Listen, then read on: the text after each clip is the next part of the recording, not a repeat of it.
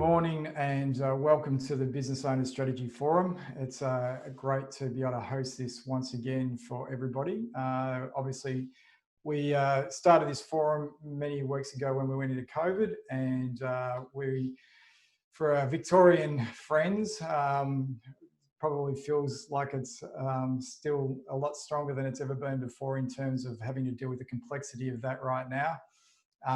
And so we're still here and obviously supporting the community in relation to making sure that we survive this and come out of it in a thriving, quite thriving manner. But obviously, different states of Australia have got different sort of levels of, I suppose, restrictions.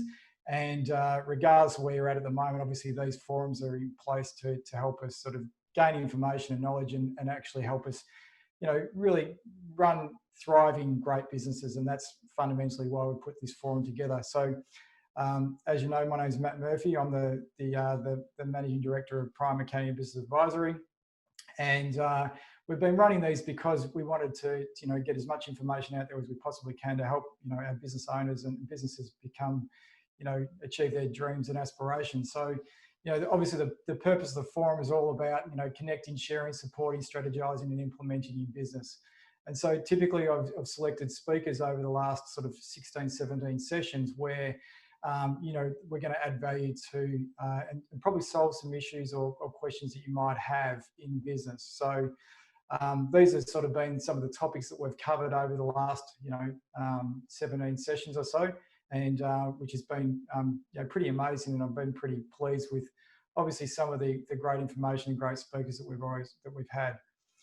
Today is another great opportunity for us to learn more about what's going on in the global market. So I'm fortunate enough that we've got Brian Carnahan, who's the Trade Investment Director in San Francisco, who works as part of his role for Global Victoria in helping businesses in Australia and Victoria access and globalise and go into the US market. So I'm really quite pleased that we've got Brian to share with us what's actually going on over in the US. And obviously, we all feel at the moment, we're dealing with what we're dealing with in our own backyards, and we obviously get fed lots of information from the media.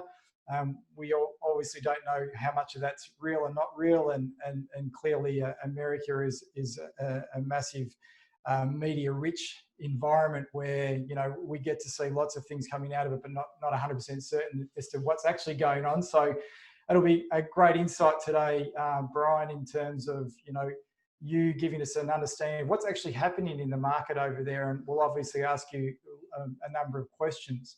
And for everybody that's listening at the moment, we've got a question and answer chat function down on the bottom of the screen. So if you do have any questions while Brian and I are chatting today, please feel free to put them in and I'll ask them on your behalf to Brian as we're going through. But so first of all, welcome, Brian. Thank you so much for joining today. We really very much appreciate the fact that you've taken the time to chat to us. And I know it's not too bad timing wise over there. I think it's about 6 o'clock at night over in San Fran at the moment. So, but welcome, Brian. Thank you so much. And maybe I'll let you introduce yourself in terms of sort of your background, why you're doing what you're doing, what you're currently achieving, and how you can sort of help, our Australian business globalise, if that's okay. Sure. Thanks, Matt. It was a pleasure to be with you today, and the opportunity to talk a little bit about the U.S. It's kind of interesting what you said is you hear a lot of press, you don't really know what's going on. Well, we're here in San Francisco in the U.S. We don't really know what's going on a lot of times either. Depending on what news source that you're looking at, you sometimes get two different viewpoints about things that are going on here, but we can kind of muddle through all that type of thing to look at a little bit of the reality of it.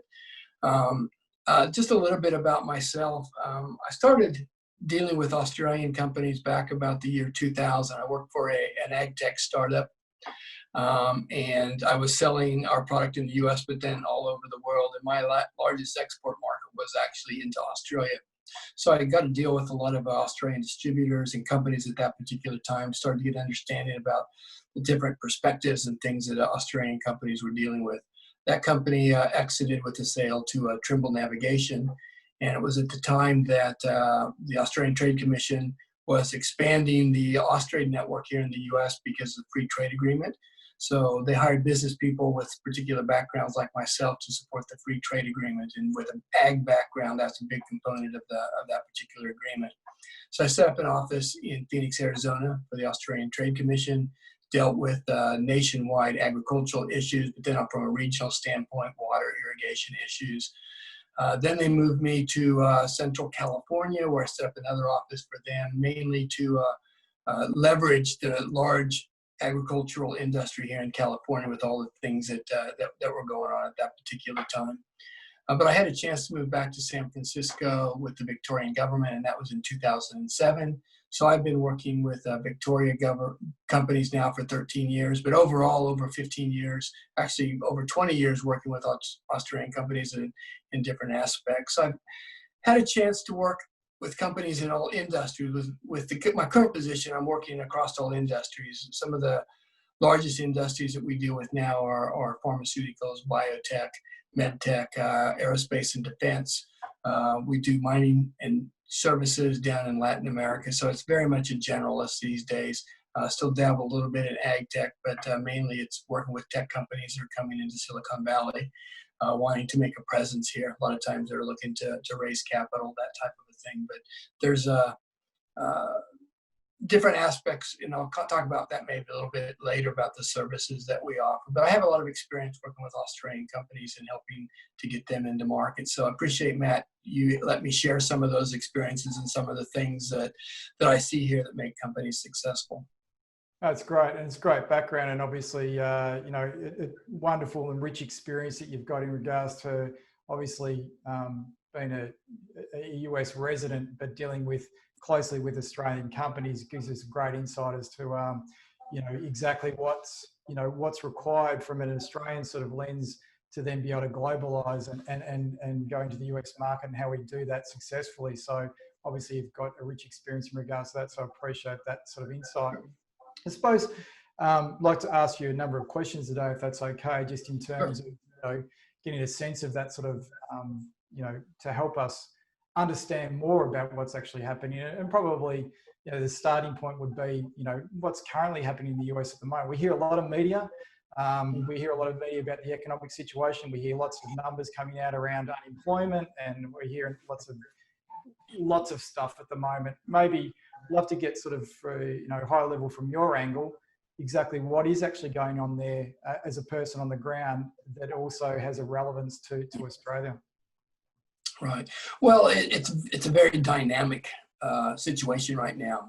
It seems like it's almost changing daily what you see in the paper. I think this morning I saw that unemployment is continuing. I mean, it reached an all-time high not too long ago, but now there's been a slow curve, a reduction as far as unemployment is concerned. And that's a pretty good indicator of what's going on in the economy. But it's still 11.9%, I think I saw this morning, which is fairly significant when we were down below 4% there before this all started to occur.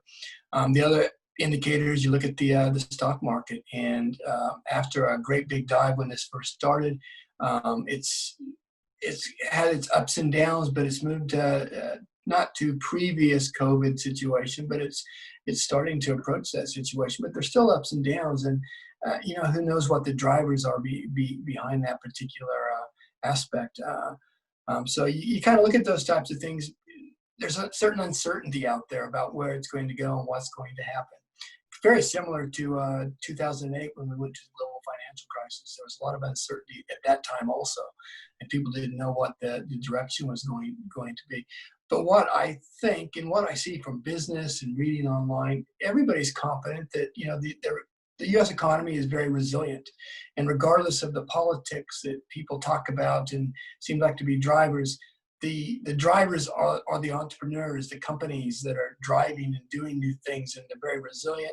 And I'm confident that in the next year or two, we'll start to see that gradual turn to be more successful with a lot of things going on. it's definitely had an impact on the flow of goods. I mean, there's all kinds of travel restrictions now and things that are going on. We'll kind of follow a couple of these things further on. But, you know, the economy, I guess, in a nutshell, it's dynamic. Don't really know what's going on, but I do believe that the economy and the businesses and the people that actually make a difference are resilient and will continue to move forward in the near future. Are you seeing differences in different states, given that, you know, the breadth of the US in terms of its population, the diversity of it? Because we're seeing it in Australia, obviously. You know, at the moment, Victoria's back into stage 3 restrictions. We've got New South Wales and Queensland that are out of those, and different parts of. So, and that's having different impact upon the economies in each particular one of those states. And I saw something the other day about San Francisco was probably one of the first ones to deal with COVID, Yes. where you're located. And so, you know, from that point of view, are you seeing now that the different states are at different phases and therefore it has a different economic impact on what's going on? Well, that is certainly the case, especially when you're talking about retail, consumer type of activities. You know, New York was hit really hard at the beginning, but they seem to have gotten that under control, and they're starting to open up a lot of things there. We're here in California. You were right. We had lockdowns before other states, especially here in San Francisco. But as we started to loosen up, we started to see the caseload rise. And again, I look at the indicator more about the hospitalization and utilization of the ICU units, because we are testing more, and so we're seeing more cases based on that. But really, the indicator for me is, you know, how many beds are being filled up and what that looks like. So here in California, we're even starting to cut back a little bit. And I know when you look at states like Texas and Florida, Arizona, they were some of the first states that started to loosen up from an economic standpoint, but now they're the ones that are showing the most spikes, and so they're starting to close down. So I think if we all look at New York a little bit, you know, one of the larger states, is maybe we can learn some things from that. But I think there's so many, there's a lot of political discourse out there that's limiting some of the practical things that states and people can do. But so it's dynamic, and it's certainly going to have an effect. And as we come out of it, I think you will see different regions come out of it at different levels, and that'll have a big impact on business. Are you seeing that, are you getting second waves and second spikes and therefore going backwards in terms of restrictions like what's happening in Victoria at the moment? Yeah, exactly. Actually, what I've been reading recently, it's actually not a second spike. It's just that we never got out of the first spike, even though there was some leveling off and some of the infections were going down. But yes, now they're on the rise pretty dramatically in some other areas. And most states, except for the Northeast, which is interesting because they were hit most dramatically early on, they're not coming back and having more restrictions, but the rest of the country is. Here in California, we are. San Francisco, we're kind of fortunate. We haven't had some of the pullbacks that some of the other counties in California have had, but almost every state now is pulling back from where we were originally. Mm-hmm. And so therefore that must have an impact upon sort of the economic climate, the economic conditions. And so I suppose, what are you seeing at the moment in terms of Australian companies, you know, from your perspective, what's sort of, you know, been the observations about sort of companies that are globalising from Australia and the impact that this is having on them? Well, it's having a huge impact, but I think there's some positives out of it I'll get into in just a second. Yeah. The impact is that to do business here, companies, and I will consult and tell companies this all the time, is that you need to have a budget that allows you to have time in market, but it's also to support your activities in market. And of course, that's gone completely away because no one's traveling here right now. Mm-hmm. And so not being able to have that presence in market is certainly going to have an impact on new companies trying to set up here. Companies that have been doing business here have established, they have their business offices here, they're doing things here already. That's not going to affect them, but the new companies trying to do that will have an effect. I see a lot of companies trying to raise capital, whether it's angel capital or seed capital, and that's definitely an effect. Though I've heard that that's changing a little bit, because usually those people that have the money want to be able to look you in the face and look over your shoulder and make sure that you're managing that properly. Though recently talking with some of the intermediaries that I deal with that work directly with them, that those are starting to loosen up a little bit because they still want to invest their money. And even if they can't see people face to face, they can still do it on Zoom or Microsoft Teams, whatever it is. So that's maybe starting to loosen up a little bit. Now, the advantage I see for new companies is that the playing field is actually being leveled. I'm sitting here in San Francisco talking with people all over Australia, just like I would be talking with somebody down in Palo Alto, which is 60 miles away from where I live. It's all online. And I'm really encouraging companies to up their web presence, up their online presence so that they have a profile that looks world leading. You know, they're going to look the same as a company down the road. We're all kind of dealing with the same thing right now. And so I know you guys have to get up early in the morning to deal with us during the day, but that's not a deal breaker. I mean, companies already do that all the time when they're on the phone trying to make deals. It's just, but that presence online, it's leveled the playing field. And I do think, and I'm encouraging companies to take advantage of that right now. So do you see that, because it makes sense that it's kind of what I call forced acceptance, that, you know, we've had this technology for a long period of time, and yet, and we've used it, we haven't been forced to use it in the way that we're currently using it at the moment. And this forced acceptance allows us to be able to do this in an efficient, effective manner where we don't have to jump on a plane, we don't have to go and visit somebody, and which I find less fatiguing on a personal level, but also find it very efficient to be able to do what we're doing. So, which I think is awesome that we've got this opportunity, as you say, it sort of evens the playing field. But I suppose one of the things that I've noticed and like to test this theory on you is that you know, our country's becoming more localized and parochial and village mentality because of the fact that you know, we've almost been forced back into our own homes and our own villages. I see this even locally.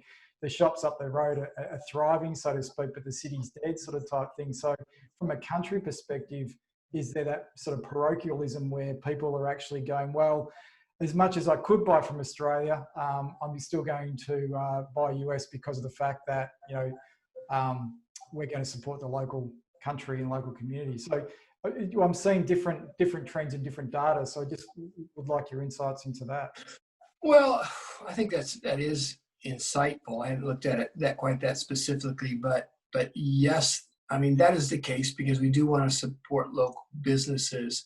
But I'm thinking in a broader sense, because it's a little bit more, I guess, specific now, but even before, companies still had to have that strategic advantage for their product for an American to purchase it. They still had to have some value there that they weren't getting locally. And I think that can still be the case.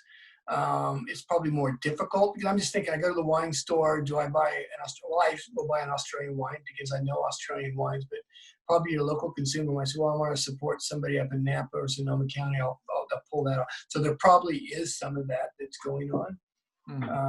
But I think, you know, again, depending a more tech type of product or advanced manufacturing, I think if you still have that strategic value that you're adding, that you can still overcome that. But you're right, it's going to be more difficult, and I'll be interested to see how that plays out also.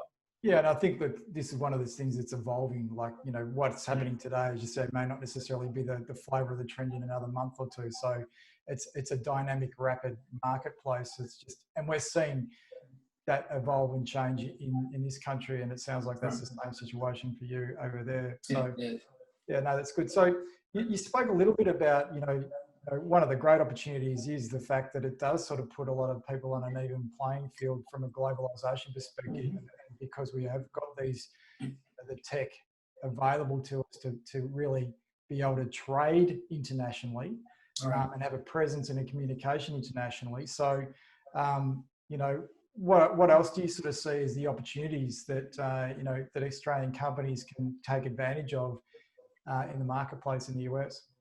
Right. Well, there's very specific I think, opportunities based on the current COVID situation. And one specifically, it's kind of eased up a little bit, but fresh meat products. Originally, we had a lot of processing plants that were closing down here because they were infected with COVID.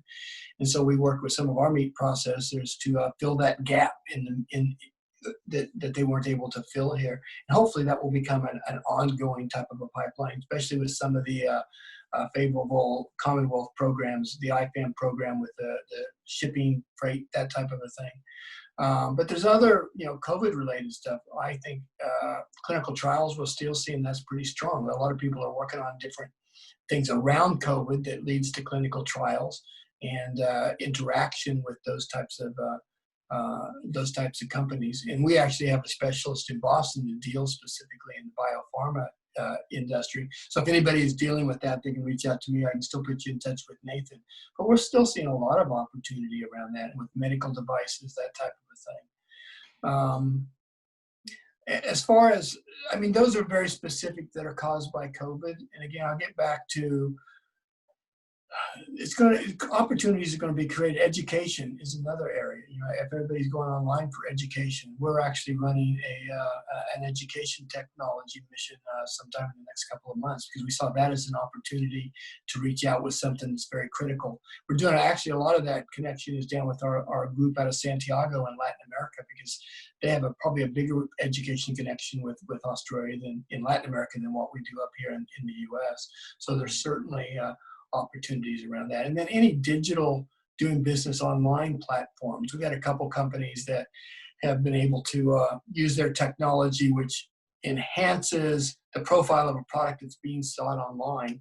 So they're having some success here in being able to do that, because companies all over the world are looking to enhance their products with that online image that we talked about earlier. So any technology or applications or services around that certainly add to that. And also e-commerce. So e-commerce, I see most of that. We're doing a lot of that into the Asia market.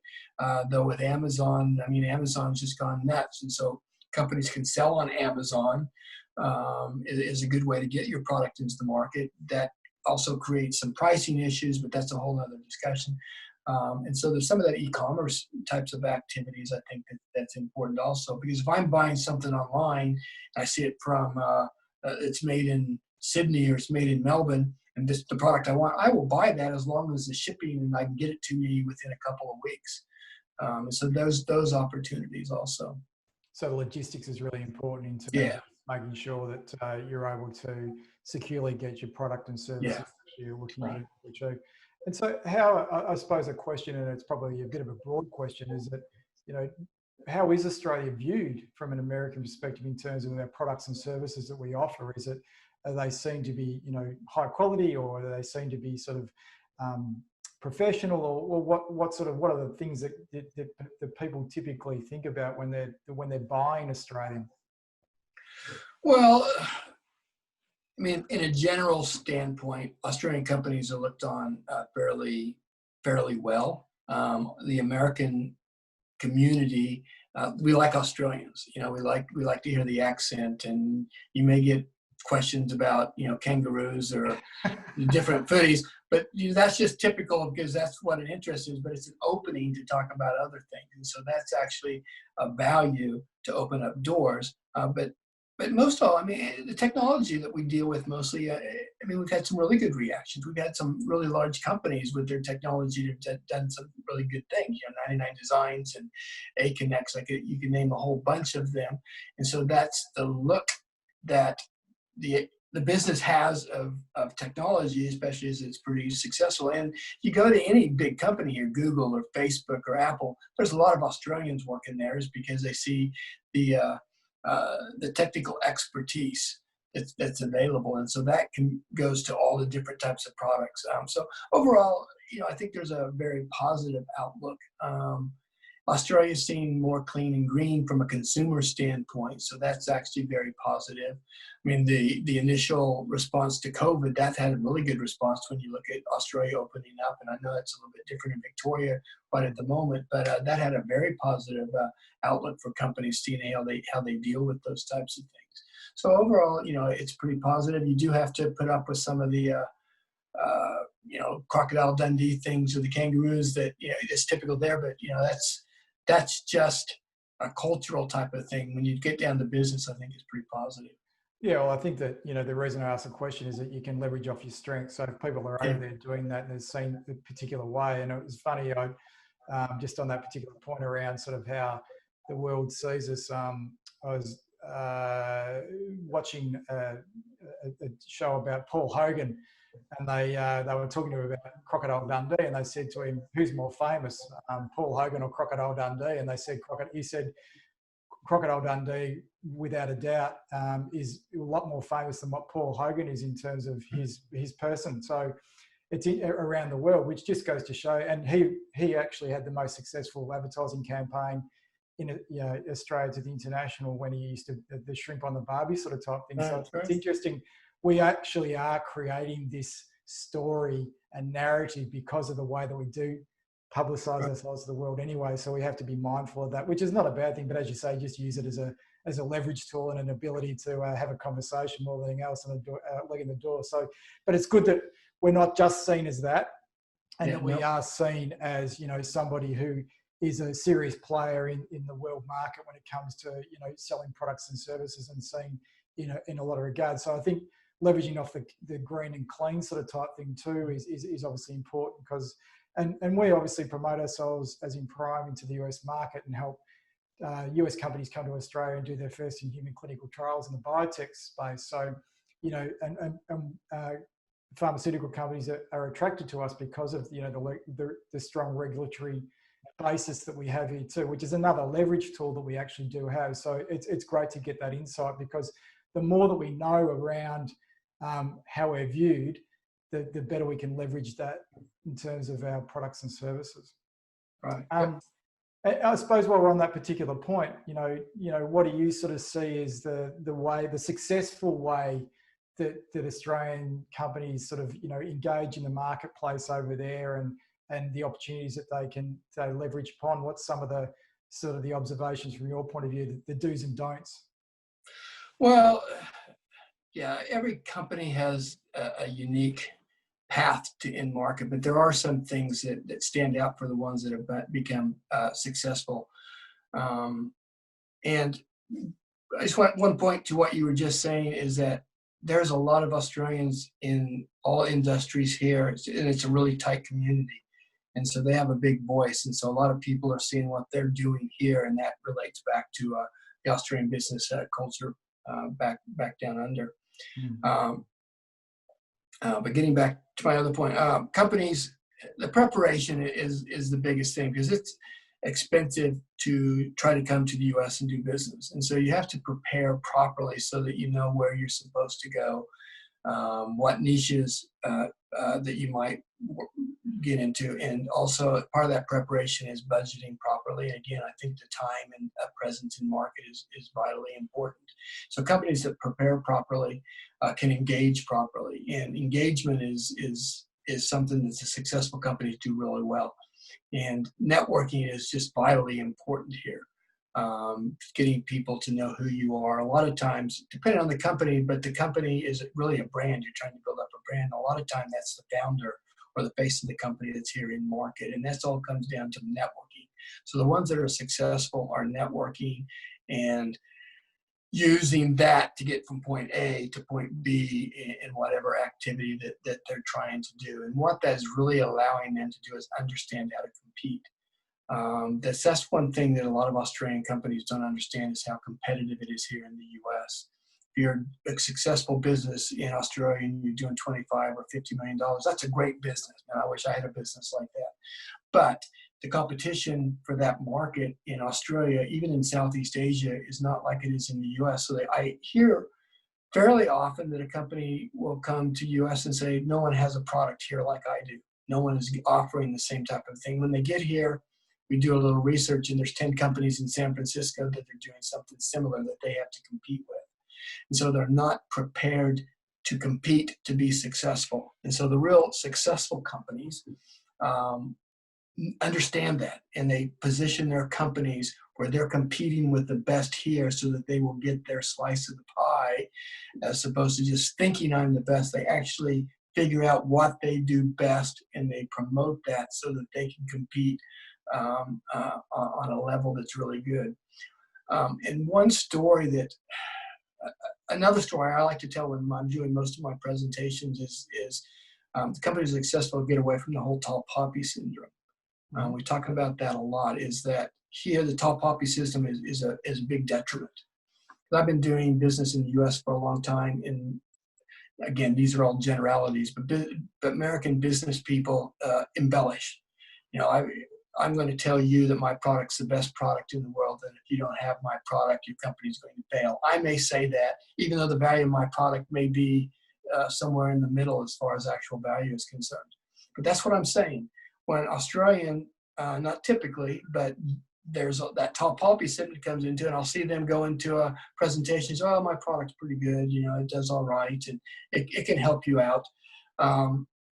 What happens, though, is that as an American business person, I hear the American telling that, and I know it's probably mostly BS, and so I cut what he's saying in half. I say, well, he's embellishing, his value's probably in half. So the Australian comes and does the same thing, but he's already, or she is already downplaying what their value is, but they're still cutting that in half. And so the starting point is a lot lower than your competition. So that's just an understanding of not being able to compete very well in market. And I don't tell people, don't lie about your product or embellish it to the point that it's not actually what you're offering, but be very clear about that value and speak and tell the truth, you know, speak it up and promote it and say that this is what I can do, so that we're not starting at a lower point than everybody else you're competing with.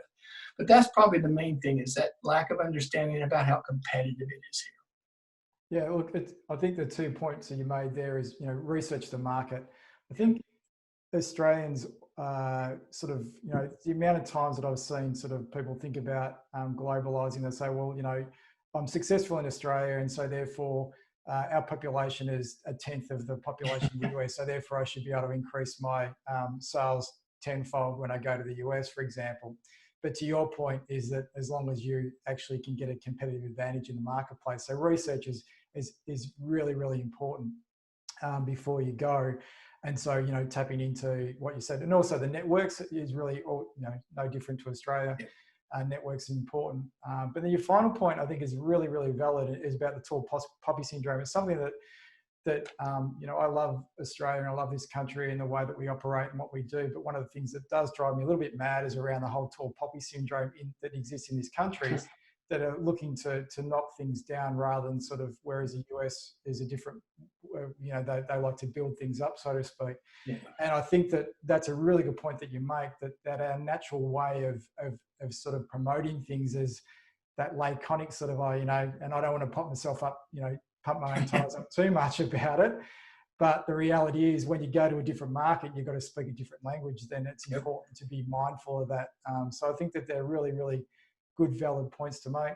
One of the questions that I get asked as an advisor and thinking about strategy for business is that, and I'm developing a product and service, am I better off to create, to make it successful in Australia and validate it before I go to the US, for example, or, you know, am I better off just to go straight, think globally to begin with rather than sort of locally? So how important is it to have sort of local, I suppose, data and validation of your market here before you would go to the US, for example?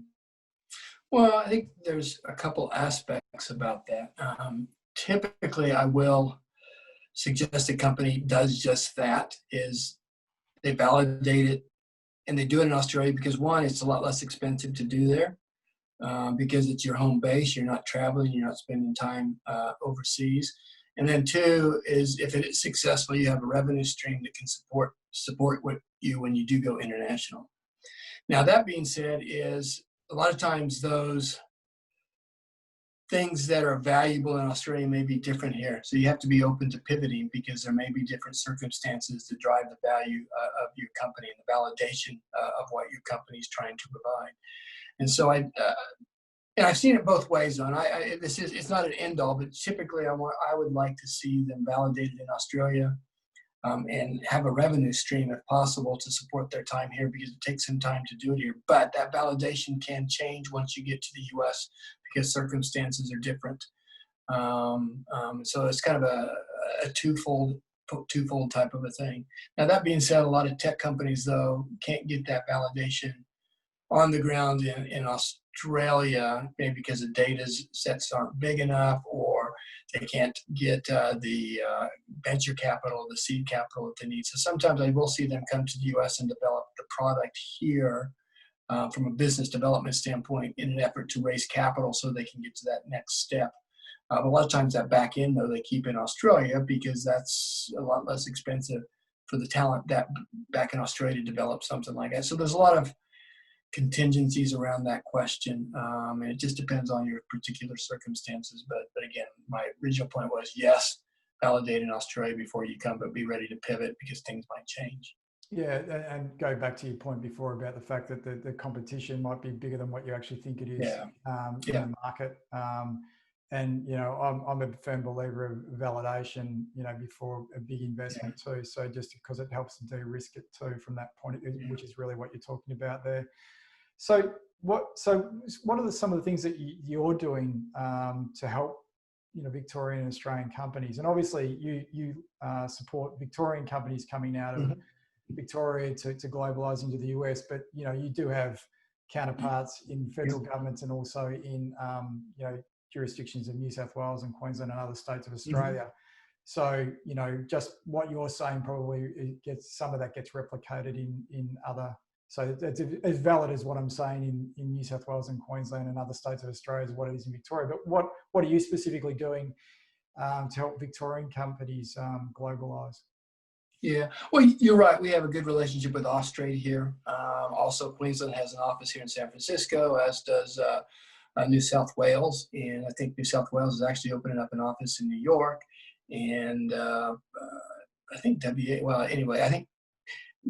anyway, we have that relationship. So yes, things are very similar depending on what state that you're in. But I've got a good relationship with them. If anybody needs to be put in touch with them, I'm happy to do that also.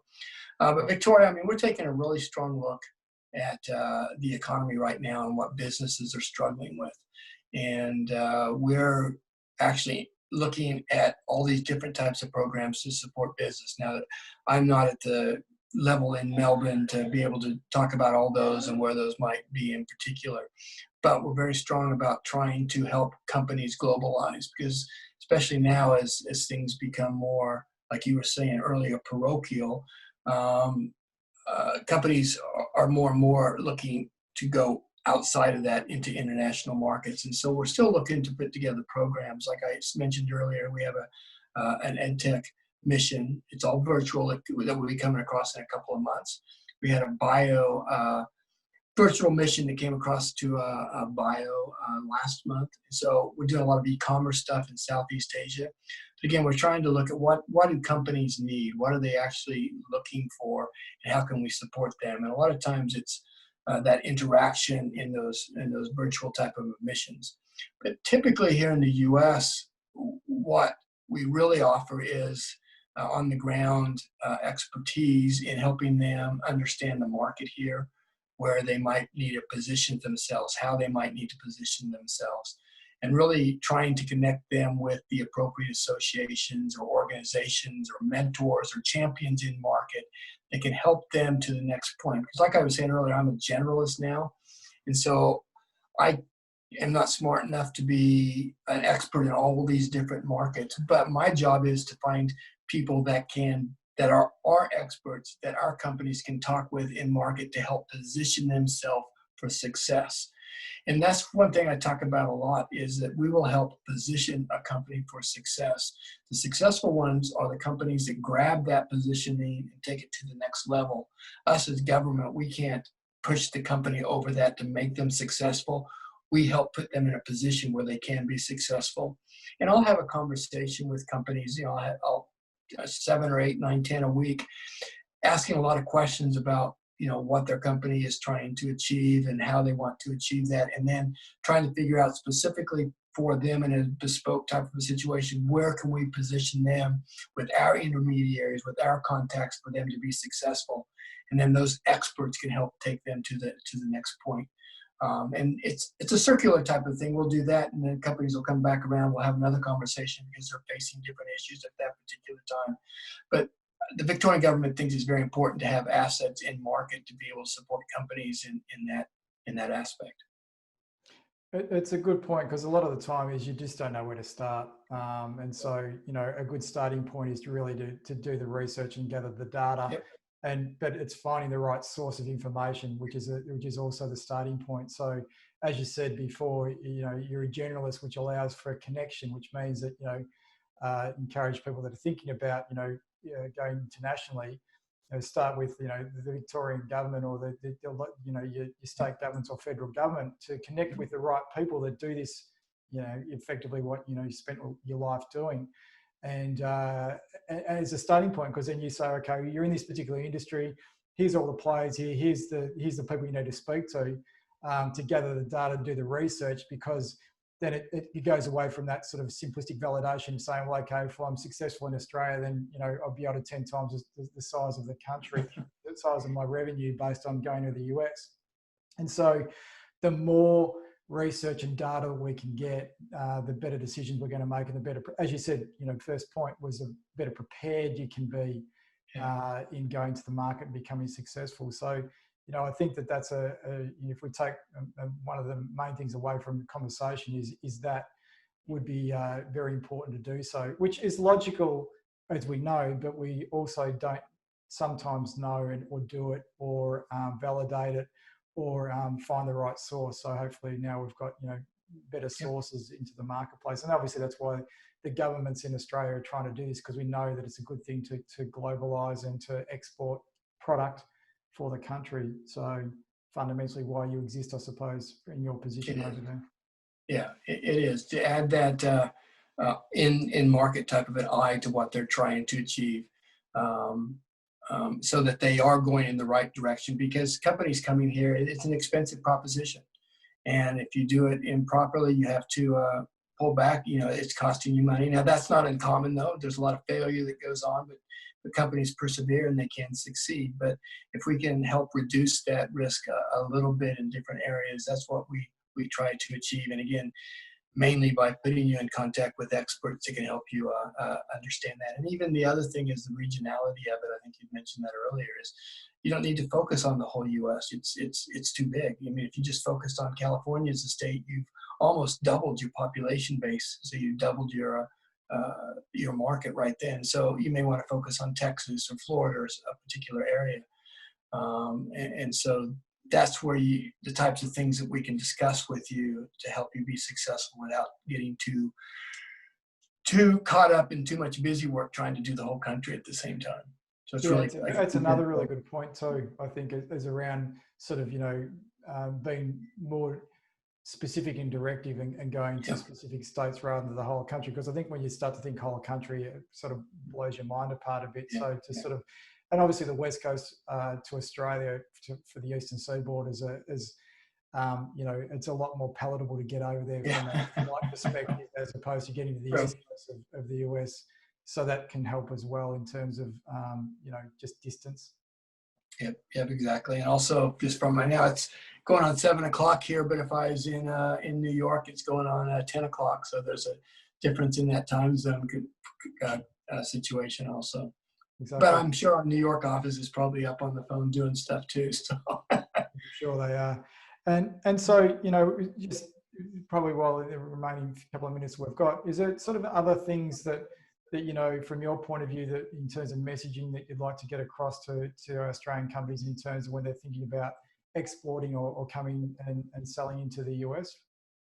Well, I think it's kind of the things we've already covered is the preparation part, and then the engagement part to do that properly. And the most important, though, is just to be prepared to compete.